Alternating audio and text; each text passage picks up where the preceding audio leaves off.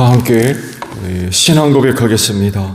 나는 전능하신 아버지 하나님 천지의 창조주를 믿습니다.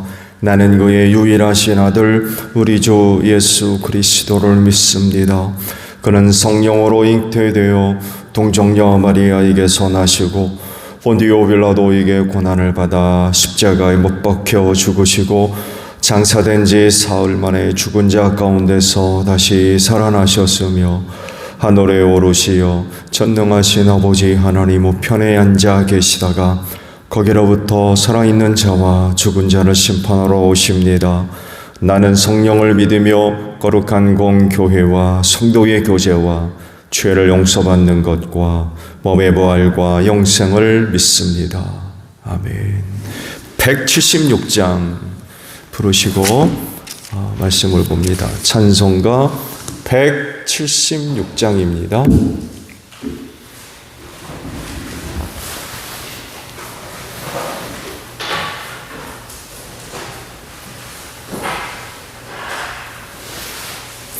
주 어느 때 다시 오실는지 하늘이가 없으니 등 밝히고 너는 깨어 있어 주를 반겨 맞으라. 주 안에서 우리 몸과 마음이 깨끗하게 되어서 주 예수님 다시 오실 때에 모두 기쁨으로 맞으라. 주 오늘에 다시 오신다면 부끄러움 없을까? 잘하였다 주님 칭찬하며 우리 맞아주실까? 주 안에서 우리 몸과 마음이 깨끗하게 되어서 주 예수님 다시 오실 때에 모두 기쁨으로 맞으라. 주 예수님 맡겨주신 일에 모두 충성 다했나? 내 맘속에 확신 넘칠 때에 영원한 식 얻겠네. 주 안에서 우리 몸과 마음이 깨끗하게 되어서 주 예수님 다시 오실 때에 모두 기쁨으로 맞으라. 주 예수님 언제 오실는지 한밤에나 낮에나 늘 깨어서 주님 맞는 성도 주의 영광 보겠네. 주 안에서 우리 몸과 마음이 깨끗하게 되어서 주 예수님 다시 오실 때에 모두 기쁨으로 맞으라. 말씀을 봅니다. 말라기 4장입니다. 말라기 4장 1절에서 6절 마지막 절까지 보겠습니다. 나 만군의 주가 말한다. 용광로의 불길같이 모든 것을 살라 버릴 날이 온다. 모든 교만한 자와 악한 일을 하는 자가 지푸라기같이 타 버릴 것이다. 그날이 오면 불이 그들을 살라서 그 뿌리와 가지를 남김없이 태울 것이다. 그러나 내 이름을 경외하는 너희에게는 의로운 해가 떠올라서 치료하는 광선을 바를 것이니 너희는 외양간에서 풀려난 송아지처럼 뛰어다닐 것이다. 내가 이 일을 이루는 그날에 악한 자들은 너희 발바닥 밑에서 재와 같이 될 것이니 너희가 그들을 짓밟을 것이다. 나 만군의 주가 말한다. 너희는 율법 곧 율례와 법도를 기억하여라. 그것은 내가 호렙산에서 내 종 모세를 시켜서 온 이스라엘이 지키도록 이른 것이다. 주의 크고 두려운 날이 이르기 전에 내가 너희에게 엘리야 예언자를 보내겠다. 그가 아버지의 마음을 자녀에게로 돌이키고 자녀의 마음을 아버지에게로 돌이킬 것이다. 돌이키지 아니하면 내가 가서 이 땅에 저주를 내리겠다. 아멘. 자, 오늘은요 1절의 말씀을 봅니다. 1절 상반절의 말씀이에요. 나 만군의 주가 말한다. 용광로의 불길같이 모든 것을 살라버릴 날이 온다. 라는 말씀입니다. 우리가 보는 이 세상은 그 어디가 되었든지 간에 다시는 우리 눈에 보이지 않게 될 날이 반드시 오게 될 것입니다. 왜냐하면 하나님의 심판이 내려지기 때문에 그렇습니다. 사실 이 세상에 대한 하나님의 그 심판은 한두 번으로 끝난 게 아니었죠. 오래전부터 시작해서 오늘날까지, 그리고 앞으로도 하나님은 이 세상을 계속해서 심판해 오셨어요. 그래서 많은 나라와 또 민족과 백성과 가정과 개개인이 그 하나님의 심판을 받아서 멸망을 당했죠. 가장 대표적인 예가 노아 홍수를 들 수 있을 겁니다. 말씀을 드렸습니다만 또 비라고 하는 것을 몰랐죠. 이슬이 전부였어요. 근데 홍수가 난다고 그러니까 이게 뭔지를 모르는 거죠. 믿을 사람도 없고 한 번도 본 적이 없는 걸로 세상이 심판을 당한다고 하니까 납득이 되지도 않고 그게 뭔지도 모르고 물에 빠져 죽으면서도 몰랐다고 그랬어요. 비참한 일이죠. 근데 노아와 그 식구들을 살렸죠. 하나님께서 큰 홍수를 일으켜서 전부 다 멸망시키고 그 가족들만 살려내셨어요.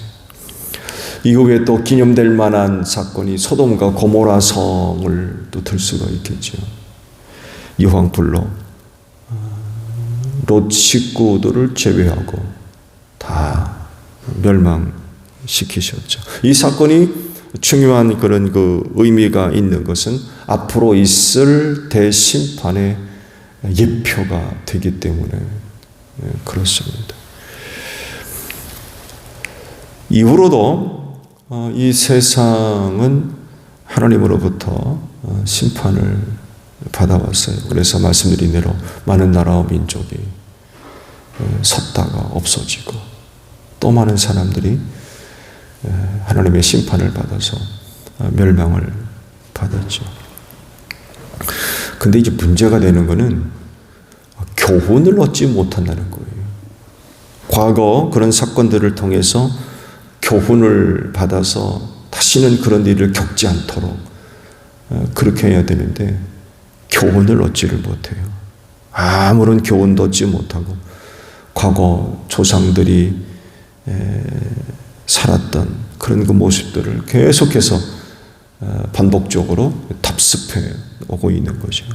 하나님 섬기지 않고 우상 섬기고 말씀에 순종하지 않고 자기가 좋아하는 대로 생활하는 이런 타락한 생활들을 계속해서 하고 있다는 것입니다. 결국 이런 세상이 얻을 결과가 뭐냐라고 할 때에 이미 예표적으로 있었던 그런 그 사건들, 하나님의 심판을 받아서 멸망할 수밖에 없다는 것입니다. 그리고 그렇게 될 것이라고 예정되어 있죠. 정해져 있습니다. 그러니까 세상이 하나님의 심판을 받아서 멸망할 것이 확정되어 있습니다. 그렇다고 하면 이런 세상을 어떻게 살아야 될 거냐? 그런 하나님의 심판을 피할 수 있는, 면할 수 있는 그런 그 방법은 없을까? 할 수만 있으면 하나님의 심판을 피해야 되죠. 받지 않아야 됩니다. 또 그렇게 할 수 있어요. 과거 예수님께서 예루살렘 성을 보고 오신 일이 있었죠. 돌 위에 돌 하나도 남지 아니고 다 무너질 거라. 실제로 AD 70년에 로마의 침입을 받아가지고 다 무너졌죠. 그때 하신 말씀이 뭐예요?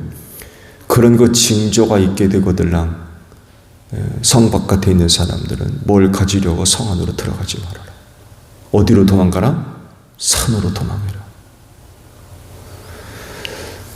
로마 침입을 받았을 때에 예루살렘에 살고 있었던 그리스도인들이 이때 예수께서 하셨던 말씀을 기억하고 성을 나와 산으로 도망갔어요. 그들은 살았습니다. 그때 그들은 살았어요. 심판을 면할 길이 있었던 거죠.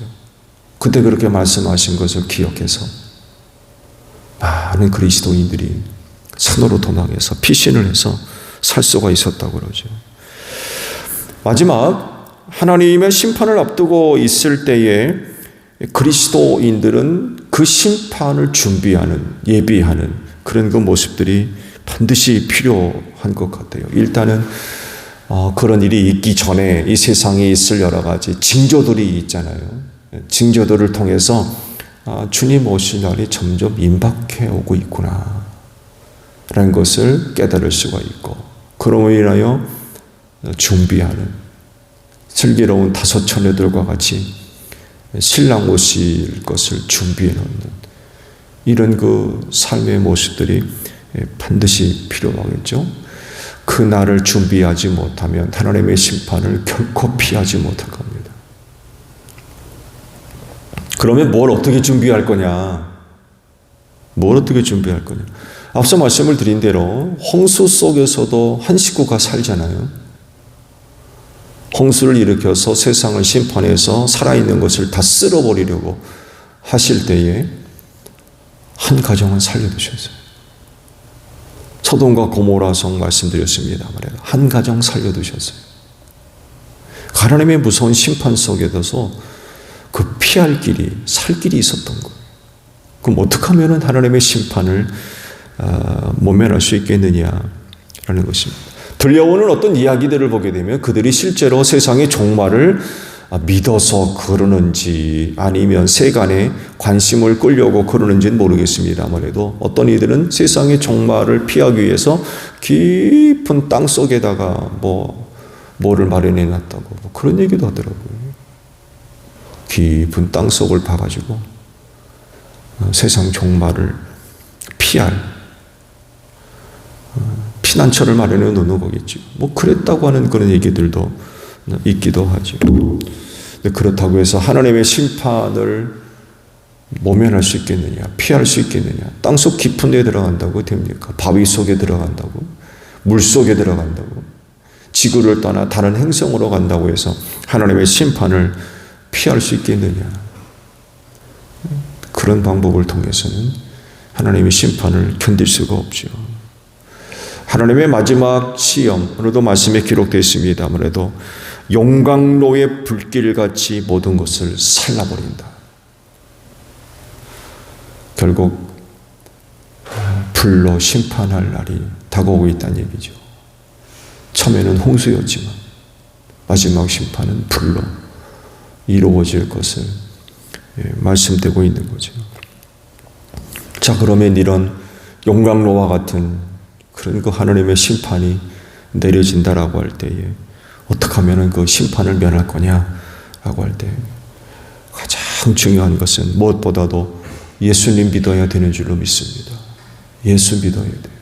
예수 믿어야 그 하나님의 심판을 면할 수가 있어요. 오늘도 말씀에 그 답을 찾는다면 경외하는 자, 하나님을 경외하는 자, 그들이 구원함을 얻는다고 하셨고, 또 그런 가운데도 뭘 기억하라고 그래요? 말씀을 기억해라 라고 말씀을 하죠. 하나님의 말씀을 청종하는 그런 그 삶의 모습들이 있어져야 되겠고요. 또 한 가지를 더 찾는다면 교회 다녀야 될 줄로 믿습니다. 사망 권세가 이기지 못할 곳으로 교회를 세우셨거든요. 교회 바깥에 있으면 절대로 구원받을 수 없습니다. 사망 권세가 이기지 못하도록 축복하신 것은 교회밖에는 없습니다. 그 무슨 일이 있어도 교회 다녀야 돼요. 교회 안에 있어야 되고 교회 안에서 발견되어져야 됩니다. 그 안에 생명이 있기 때문에 그렇습니다. 시시각각으로 하나님의 심판이 다가오고 있어요. 그 누구도 용광로와 같은 불길을 피하지 못할 겁니다. 모든 것을 살라버릴 때 다 타서 없어질 거예요. 그렇지만 그 무서운 심판에서 구원받을 자들이 있습니다. 말씀드린 대로 바로 그런 사람들이 그 하나님의 무서운 심판을 피할 수 있어요. 구원받기 때문에 그렇습니다. 근데 결코 많은 사람들이 안 해요. 결코 많은 사람들이 용광로와 같은 하나님의 불의 심판을 피한다? 그렇지 않습니다. 왜 그러냐라고 할 때 주님 말씀하셨죠? 좁은 문으로 들어가라. 좁은 길로 가라. 찾는 사람이 적대요.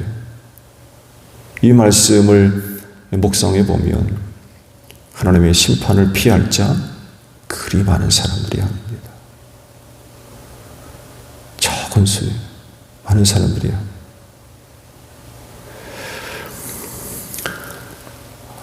말씀드린 대로 하나님의 심판이 다가오고 있어요. 이미 그 하나님의 심판에 대해서 말씀하신 것들을 보게 되면 임박해 있다는 것. 먼 미래의 훗날 일어날 어떤 일들이 아니라 이미 그 날이 가까이 이르렀다는 것. 이런 때 정말 그리스도인들은 정신 차리고 그날을 준비하지 않으면 안 될 것입니다. 이미 오래전부터 이런 일이 몇 날, 몇 년, 몇 월, 며칠, 몇 시에 있을 거라고 해가지고 사회적인 혼란을 일으켰던 많은 사람들이 있었죠. 그 사람들을 보세요.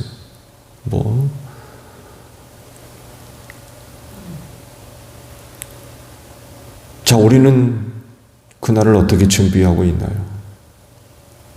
하나님의 무서운 피할 수 없는 심판이 지금 다가오고 있는데 우리는 그날을 어떻게 준비하고 있습니까? 오늘 하루도 슬기로운 다섯 처녀들로 오늘 하루 생활할 수 있는 여러분들이 되시기를 바랍니다. 주기도문 하겠습니다. 하늘에 계신 우리 아버지, 아버지의 이름을 거룩하게 하시며 아버지의 나라가 오게 하시며 아버지의 뜻이 하늘에서와 같이 땅에서도 이루어지게 하소서. 오늘 우리에게 일용할 양식을 주시고 우리가 우리에게 잘못한 사람을 용서하여 준 것 같이 우리 죄를 용서하여 주시고 우리를 시험에 빠지지 않게 하시고 악에서 구하소서. 나라와 권능과 영광이 영원히 아버지의 것입니다. 아멘. 기도하겠습니다.